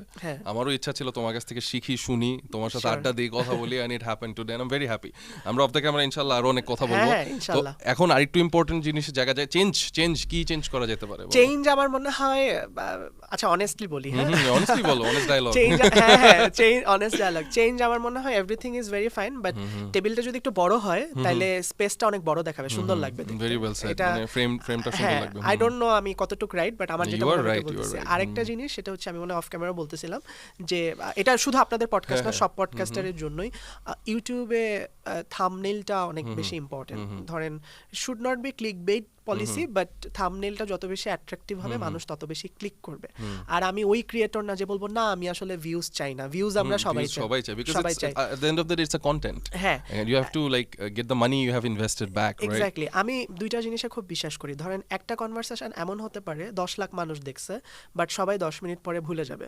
আরেকটা কনভারসেশন হতে পারে 1 লাখ মানুষ দেখছে বাট 10,000 মানুষ ওইটা নিয়ে ডিসকাশন করছে। সো সেকেন্ডটা অফকোর্স বেশি গুরুত্বপূর্ণ আমার কাছে। আর আমি চাই দুইটাই থাকুক, মিনিংফুল কনভারসেশনটা ভাইরাল হোক, ভিউজটা হোক, এটা আমি চাই। সো সেই জায়গা থেকে আমার মনে হয় যে পোস্ট প্রোডাকশনটা অনেক ইম্পর্টেন্ট। আমি হয়তো একটা ভালো গেস্ট নিয়ে আসলাম, ভালো টপিকে আমাদের কথাও হলো, বাট আমি একদম র ভাষায় বলি ওইটার সেলিং বা ডিস্ট্রিবিউশনটা ভালো না হলে এপিসোডটা ভালো হবে না। Distribution matters. ডিস্ট্রিবিউশনটা অনেক ম্যাটার্স করে। সো ডিস্ট্রিবিউশনটা যদি আমরা করতে পারি তাইলে আমার মনে হয় এটা অনেক দূর যাবে। ডিস্ট্রিবিউশনে আমার মানে it's not development suggestion, it's just মানে মতামত যে আপনি ডিস্ট্রিবিউশনটা যখন করবেন ওটা একটু এসইওটা সুন্দর করে করা, তারপরে এসইও এখন তো অনেক ইজি সবকিছু, এআই আছে। হ্যাঁ আমি যদি বলি যে এই জনপ্রিয় কিওয়ার্ডস গুলো তুমি দাও, হ্যাঁ মানে এমনি বললে তাইলে হবে কি ওর ডেসক্রিপশনে ওই কিওয়ার্ডস গুলো দিয়ে দিবে, তাইলে কিন্তু মানুষের ফিডে ফিডে যাবেন, মানুষ গনা ক্লিক আর কি। সো এইভাবে করলে হয়ে যাবে, এখন অনেক ইজি, ওয়ালটা অনেক easy. True, very well shed. এখন আবার তোমার কাছে ফিরে যাই, স্পিক উইথ রাশিদের কোন জিনিসটা পরিবর্তন করতে পারলে তুমি করতা, মানে আরো বেটার হইতো? মানে এখন তো বুঝো অনেক কিছু, যখন শুরু করছিলা তখন তো এই জিনিসগুলো হয়তো এক্সপেরিয়েন্সের মধ্যে ছিল না। তো এখন যদি স্পিক উইথ রাশিদ আবার শুরু করো, কোন জিনিসগুলো পরিবর্তন করবা আর কোন জিনিসগুলো ওইরকমই থাকবে, যেটা তোমার বেস্ট আর কোনটা তোমার ওয়ার্স্ট আর কি? আচ্ছা পরিবর্তন যদি করতে চাই তাহলে আমার মনে হয় যে ওইটাই করব, যে টেবিল টকের বাইরে বের হয়ে একটু কমফোর্ট জোনে যাওয়া। ধরেন একটা সেটআপ ওয়াইজ নাকি? না ধরেন একটা পলিটিশিয়ানকে, পডকাস্ট তো ঠিক আছে, পডকাস্ট ফরম্যাটে আমরা কথা বলতেছি, একটা পলিটিশিয়ানের বাসায় যাওয়া, একটু কথাবার্তা বলা, ওকে এক্সপ্লোর করা, এটা একটা করতে পারি চাইলে। হ্যাঁ আর স্ট্রাকচারে কিছু পরিবর্তন আনতে পারি, যেমন আমি তো একটা গেস্টকে নিয়ে আসি, ইন ফিউচার হয়তো দুইটা গেস্টকে নিয়ে আসতে পারি একসাথে, দুই মতের দুই গেস্ট, এটা একটা মজা হতে পারে। তারা কথা বলবে, তাদের মধ্যে গেম শো ইন্টারঅ্যাকশন থাকবে, এই type rapid fire and stuff like that. হ্যাঁ এই টাইপ অফ জিনিসপাতি আমার মনে হয় যে দেখেন অডিয়েন্স তো আসলে এন্ড অফ দ্য ডে একটু এন্টারটেইনমেন্ট চায়, সবাই তো আসলে ভারী আলাপে সবসময় মনোযোগ দিতে পারে না। সো আমার কাজ আসলে সবসময় অডিয়েন্সকে নিয়ে, অডিয়েন্সকে যত বেশি ভাবে আনন্দ দেওয়া যায় আর কি। Very well shed, very well shed.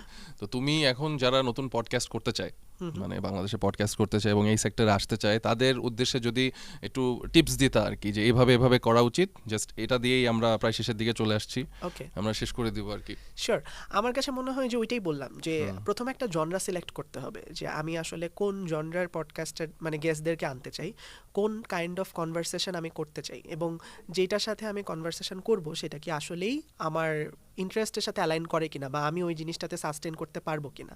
Podcast কিন্তু ইজ জাস্ট আ শো, এটা হচ্ছে আপনার একটা কমিউনিকেশন রেসপন্সিবিলিটি। আপনি প্রতিদিন বিভিন্ন রকম মানুষের সাথে বসবেন, জানবেন এবং জানাবেন। সো এটা একটা রেসপন্সিবিলিটি, আপনি নিজে অনেক কিছু শিখবেন যেটা আপনি কখনো জানতেন না। সো আগে এটা ভাবতে হবে যে আমি এটা কতটুকুনি কনজিউম করতে পারবো এবং এটা আমি কতটুকুনি সাস্টেইন করতে পারবো। সবাই বলে যে আমারও একটা প্ল্যান ছিল শো শুরু করার, বলে অনেকে বলে হ্যাঁ অনেকে বলে, but they have to think, and যখন থিঙ্ক করে ক্লিয়ার হয়ে যাবে যে আমি এই করতে পারবো, দে হ্যাভ টু ল্যান্ড, মানে শুরুটা করতে হবে।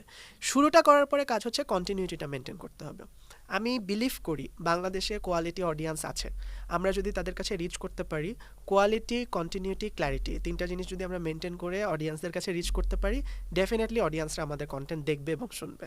Very well shed, quality, continuity and clarity. হ্যাঁ ভেরি ওয়েল সেড। তো আরেকটা জিনিস হচ্ছে আমি তোমার কাছে জিজ্ঞেস করতে চাচ্ছিলাম যে তুমি যে এই যে পডকাস্ট এতদিন ধরে করছো, মানে তোমার মানে তুমি কি নিলে এই পডকাস্ট থেকে? এবং আরেকটা জিনিস, যে তুমি স্পিক উইথ রাশিদ যখন আর থাকবে না, অন্য কোনো শো করবা, অন্য কিছু করবা, অন্য কোথাও থাকবা তুমি, তো এটা দিয়ে, এটার থ্রুতে তুমি কি রেখে যাচ্ছ মানুষের জন্য? What was the vision? শুরুটা আমি শুনছি যে কেমনে শুরু করছো, মানে কি রেখে যাচ্ছ, এটা কি আমার কাছে মনে হয় কি হিসেবে মনে রাখবে?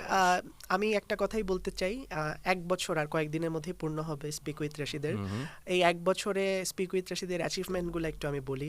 ফ্রম জিরো অলমোস্ট 50,000 সাবস্ক্রাইবার ইউটিউবে, 3.5 লাখের মতন ফলোয়ার ফেসবুকে, ফ্রম জিরো। অ্যান্ড ওভারঅল আমি যদি ভিউ মিলিয়ন চিন্তা করি, ভিউয়ারশিপ, এটা ওভারঅল ভিউয়ারশিপ 100 মিলিয়নের উপরে। অ্যান্ড অলসো এক বছরে speak with Rashid got the best podcast nomination as well. অ্যাওয়ার্ডটা পাই নাই, বাট নমিনেশন পাইছে। সো এক বছরে এটা আমার জন্য হিউজ। আমি আমার অডিয়েন্সদের কাছে সবসময় এটার জন্য গ্রেটফুল। আর আমি সবসময় চাই যে স্পিক উইথ রশিদ, কিছু জিনিস থাকে, কিছু মানুষের ইন্টারভিউ থাকে যে আমি জানি এই ইন্টারভিউটা হয়তো বা এই মানুষটাকে হয়তো খুব মানুষ শুনবে না, but it will be an archive. এটা একটা আর্কাইভ, এটা একটা দলিল। তো আমি ওইটাই আসলে ক্রিয়েট করতে চাচ্ছি যে যেহেতু আমি বিভিন্ন রকম পলিটিশিয়ানদেরকে আনি, তারা ইনশাল্লাহ বাংলাদেশে একটা সময় অনেক বড় বড় সিনিয়র পলিটিশিয়ান হবে। আমি যেসব ইনভেস্টিগেশন এপিসোড করি ইনসিডেন্ট নিয়ে, সেগুলো বাংলাদেশের বহু বছর ধরে আলোচিত হয়ে আসা টপিক। সো আমি চাই যে এই মানুষগুলো, এই টপিকগুলো আমার স্পিক উইথ রশিদে একটা আর্কাইভ হিসেবে থেকে যাক, যে একটা দলিল হিসেবে থেকে যাক, যে এই জায়গায় এসে এই লোকটা এই কথাটা বলে গেছিল এই ইস্যুতে। সো এটা আমি মনে করি যে প্রত্যেকটা মানুষকে তার ক্যারিয়ারে এবং প্রত্যেকটা ঘটনাকে আগামী সময়গুলোতে এই চ্যানেলটা যাতে কিছুটা হলেও ভ্যালু অ্যাড করতে পারে। আমি এই জায়গায় স্পিক উইথ রশিদকে দেখতে চাই, সেটা শোটা থাকুক বা না থাকুক। আর আমি সবচাইতে যে জিনিসটা প্রথমেই বললাম যে আমি গুড লিসেনার, এটা আমি শুনছি। পাশাপাশি আমি প্রত্যেকটা মানুষকে আসলে খুব ভেতর থেকে রিড করছি। আমি কিন্তু একটা শো করার আগে ওই মানুষটার সাথে আলাদা করে একটা জায়গায় কফি খেতে বসি, তাকে আমি রিড করি এবং আমি বুঝতে পারি তার সাথে আসলে কি স্টাইলে কনভারসেশনটা আমার করতে হবে। তো প্রচুর মানুষকে আমি চিনছি, আমার প্রথম থেকেই মানুষজনের সাথে ইন্টারাক্ট করতে, কমিউনিকেট করতে খুব ভালো লাগে। এবং to be honest, listening one people is getting another new experience everyday, এবং এটা আমার জন্য অনেক ফান। তো এই যে আমি এত মানুষের কথা শুনি, এগুলো থেকে যে এক্সপেরিয়েন্স আসে আমার কাছে বা যেই সাবস্ট্যান্স বা নলেজ আমি পাই, সেটাকে আমি আমার লাইফের রেস্ট অফ দ্য যতদিন বেঁচে আছি ততদিন প্রত্যেকটা জায়গায় কোনো না কোনোভাবে যদি কাজে লাগাতে পারি, তাইলেই মনে করবো আমি successful. Very very well said. Thank you. Earning এর ব্যাপারে একটু বলো, পডকাস্টের আর্নিং কেমন সম্ভব, কি করা সম্ভব? আচ্ছা, মানুষজন মনে করে ইউটিউব ফেসবুকের ইনকাম কোটি কোটি টাকা, এটা একটা ভুল ধারণা। ফেসবুক আগে অনেক টাকা দিত, বাট ফেসবুক এখন অনেক কম দিছে। বাট ইউটিউবের আর্নিংটা খুব সলিড। আমি মাসে অলমোস্ট 4টা এপিসোড করি। ইউটিউব ফেসবুক মিলে আমার যে ইনকামটা আসে, এমন বলতে হবে আনুমানিক বলো তুমি একটা, তোমার যেটা কমফোর্টেবল বলতে পারো। আচ্ছা, আমি একটা কথাই বলি, মানে এটা আইডিয়া দেওয়ার জন্য মানুষকে যে কি করতে পারবে যারা কি এটাতে আসতে চাচ্ছে। এটা আসলে আমি একটা সত্যি কথা বলি, শুধুমাত্র ভিউয়ারশিপের রেভিনিউ কিছুই না। ধরো স্পন্সরশিপ অনেক কিছু যদি থাকে তাহলে অনেক বেশি ভিউ আসলেও দেখা যায় খুব সামান্য একটা টাকা, ওটা কিছুই না। দেখা যায় একটা এপিসোডের প্রোডাকশন কষ্ট না, বুঝছেন? সো মেইনলি ইনকাম যদি কেউ করতে চায়, তাহলে ব্র্যান্ড এন্ডোর্সমেন্টটাতে গুরুত্ব দিতে হবে। বিকজ যেটা বললাম যে অনেকগুলো ব্র্যান্ড এখন পডকাস্টকে নিজেদের মার্কেটিং সেক্টর হিসেবে ধরে নিচ্ছে। তুমি কি মানে তুমি এন্ডোর্সমেন্ট পাচ্ছ তোমারটার জন্য নাকি? আমি পাচ্ছি না, আমি আসলে নিচ্ছিও না। দুইটা রিজন। কারণ কি তাদের কোনো গাইডলাইন ক্রাইটেরিয়া এরকম? প্রথম কথা হচ্ছে পলিটিক্যাল পডকাস্ট, তো সবাই একটু ভয় পায়, মনে করে যে অ্যালাইনড হয়ে যাবো, এই জন্য আসতে চায় না অনেকে। সেকেন্ডলি সেটা হচ্ছে যে ব্র্যান্ড আসলে যেটা হয় একটু রেস্ট্রিকশন চলে আসে, একে আনা যাবে না, ওটা জিজ্ঞেস করা যাবে না, এটা করতে হবে। ওইটা আমার জন্য একটু টাফ লাগে। Very well thought. তুমি ইন্ডিপেন্ডেন্ট থাকছো because you want freedom. But যদি কেউ আসে যেটা আসলে আমার সাথে অ্যাকচুয়ালি ব্যাটে বলে মিলতেছে, সো হোয়াই নট। তো মানে আর্নিং তাহলে কেমন হইতে পারে, এটা আইডিয়া দিয়ে দাও। এটা তো ওই যে বললাম, এক এক মাসে এক এক রকম, এক এক মাসে এক এক রকম। হ্যাঁ, এটা ধরেন যদি আমি আপনাকে বলি 4টা এপিসোডে ধরেন প্রত্যেকটা ইউনিভার্সিটিতে যাওয়া আসা করতে পারো, নিজের খরচ চালাতে পারো। হ্যাঁ, এটা হয়ে যায়। বাট আমি এটার উপরে ডিপেন্ডেন্ট, আমার অন্য ইনকাম সোর্স আছে। আচ্ছা, না দ্যাটস ভেরি আমার যেটা এটা থেকে ইনকাম হয়। কি ইনকাম সোর্স মানে তুমি কি করছো এছাড়া, এটার বাইরে? মানে পার্সোনাল কোশ্চেন তো করাই হয় না। হ্যাঁ, অবশ্যই। আমি ধরেন টুকটাক এই যে ফ্রিল্যান্স হোস্ট, ইভেন্টে যাই, ইভেন্ট করছো, কর্পোরেট ইভেন্ট, এটা যেগুলো, এটা দিয়ে হয়। আমি তো স্টুডেন্ট মানুষ, কি আর পকেট খরচ আর কি লাগবে। না, রাফসান শাবাব তো তোমাদের ঢাকা ইউনিভার্সিটিতে ছিল না? হ্যাঁ, and now he is a very big host, he is one of the top hosts of the country, so you can become অনেক দূর তো গিয়েছে, it's possible, it's definitely possible, even you can do better if you want to. হ্যাঁ, আর আমার এই speak with Rashid থেকে যেটা income হয়, ওইটা আমার প্রোডাকশন করতেই চলে যায়। আচ্ছা, মানে থাকে না কিছু, প্রফিট থাকে না। প্রফিট থাকে না। তো যাই হোক, প্রথম কথা হচ্ছে what we do in this life echoes in eternity, Gladiator মুভির ডায়লগ। তো whatever you are doing, তুমি বাংলাদেশের প্রথম মানে পলিটিক্যাল পডকাস্ট স্টার্ট করেছিলে, অ্যান্ড ইটস আ হিট, মানে it's one of the top podcast. আমিও প্রথম থেকে এই এপিসোডগুলো দেখেছি, তোমাকে আমি চিনি যখন থেকে পডকাস্টগুলো আসছে তখন থেকেই চিনি, বাট কখনো দেখা হয় নাই, কথা হয় নাই। It was an honour today from my have seeing you in front, and তোমার সাথে কথা বলতে পারাটা, it was my pleasure. Thank you so much ভাইয়া। ধন্যবাদ তোমাকে আসার জন্য। Thanks for having me also channel 1 এর whole team. Channel 1 by the way, channel 1 নিয়ে বলি, চ্যানেল 1 কিন্তু আমাদের ওই চাইল্ডহুড নস্টালজিয়া। আমরা যখন ছোটবেলায় চ্যানেল 1 দেখতাম, চ্যানেল 1 ক্লোজ আপ দিয়ে চ্যানেল 1 কে বেশি চিনতাম আমরা। সো তারপর তো হঠাৎ করে চ্যানেলটা বন্ধ হয়ে গেল, তারপর এটা আবার যখন কামব্যাক দিল আমাদের সবার মধ্যে একটা বেশ ভালো স্পৃহা ছিল। এন্ড এটা আমার জন্য খুবই অনার যে আমার লাইফের ফার্স্ট পডকাস্ট আমি চ্যানেল 1 এ করতে পারতেছি। মানে এখন যে চ্যানেল 1 নতুন করে আসলো কেমন লাগতেছে? বিকজ আমাদের নাটকগুলো, আমাদের ড্রামা, আমাদের প্রোগ্রামগুলো পুরো বাংলাদেশের মানুষের খুব পছন্দের ছিল। রাইট, আমি বলবো যে এখন তো আসছে শুধু নিউজ দেখতেছি, ওই নিউজ পার করে যদি বাকি অন্য জিনিস আনা যায় তাহলে বেটার হয়। আর এমনি ডুইং মাশাআল্লাহ ভেরি গুড, সবকিছুই খুব ভালো। আমি অনেককেই চিনি যারা কাজ করে চ্যানেল। কারেন্টলি আমরা one of the top channels. ইনশাআল্লাহ আরো ভালো করতে হবে, অনেক উপরে যেতে হবে। আর আমার এক্সপেকটেশনটা হচ্ছে ওই সময় যেরকম আমরা সব সময় ট্রুথটা তুলে ধরতে দেখতাম, এইটা যেন চ্যানেল 1 কন্টিনিউ। আমরা সেটাই ট্রাই করছি যে আনবায়াস থেকে মানুষের সামনে সব জিনিসগুলো তুলে ধরার। Thank you very much for coming. Thank you so much for having me. এখন যাওয়ার আগে তোমার যদি সবার উদ্দেশ্যে কিছু বলার থাকে বলে শেষ করতে পারো। Thank you. আসলে আমাকে যেসব অডিয়েন্সটা ভালোবাসেন তাদের কাছে আমি অনেক বেশি গ্রেটফুল, বাট দিন শেষে আমার মনে হয় যে অডিয়েন্সদের প্রতি আমার একটা দায়িত্ববোধ সবসময় থাকে। রাস্তাঘাটে অনেকে চিনে আজকাল কথা বলেন, সো আমি এটা খুব এনজয় করি। আমার কাছে মনে হয় আপনারা সবাই আসলে স্পিক উইথ রশিদ প্লাস আমাকে সবসময় এভাবে অ্যাপ্রিসিয়েট করবেন।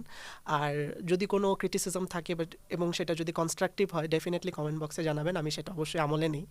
আর ওভারঅল আমার মতো অন্য যারা ক্রিয়েটার আছে যারা আসলে চেষ্টা করছে ভালো কন্টেন্ট করার, তাদেরকেও সবাই মিলে অ্যাপ্রিসিয়েশন দিবেন। এটাই আমার উদ্দেশ্যে কিছু বলতে চাইলে বলো শুনি, শিখি। ও মাই গড, আমি ডেফিনেটলি আপনাকে একটা কথাই বলবো, আমি যেটা ওভার দ্য ফোনে আপনাকে বলছি, your voice is that voice যেটা আমরা 14-15 সালে রেডিও শুনে বড় হওয়া জেনারেশনরা শুনতাম। আমার খুব ইচ্ছা ছিল আর যে হওয়ার, তখন ছোট ছিলাম, নাই কেউ, বুঝছো? তাই আচ্ছা, সো আপনার ভয়েসটা শুনে মনে হচ্ছে আমি আসলে ওই সময় রেডিও শুনতেছি।